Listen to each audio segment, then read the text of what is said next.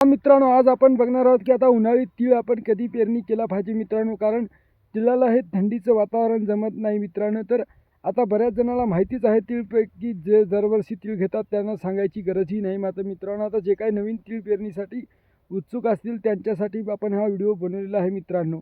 तर साधारणपणे मित्रांनो, जानेवारीच्या दुसऱ्या हप्त्यापासून ते 15 फेब्रुवारीपर्यंत आपण तीळ पेरू शकतो.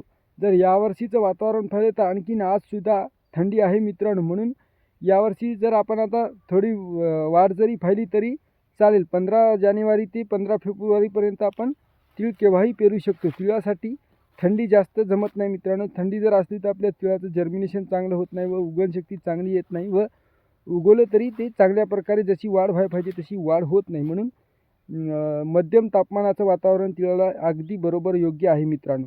आता साधारण थंडी कमी झाली की आपण तीळ 15 फेब्रुवारीच्या आधी पेरू शकतो मित्रांनो. 1-2 दिवस एखादा हप्ता आपण थंडी कमी होण्याची वाट पाहिली तर अगदी चांगलंच आहे. लाईक सबस्क्राईब धन्यवाद. भेटूया पुन्हा एकदा नवीन व्हिडिओसह. सबस्क्राईब केल्याशिवाय जाऊ नका बरं.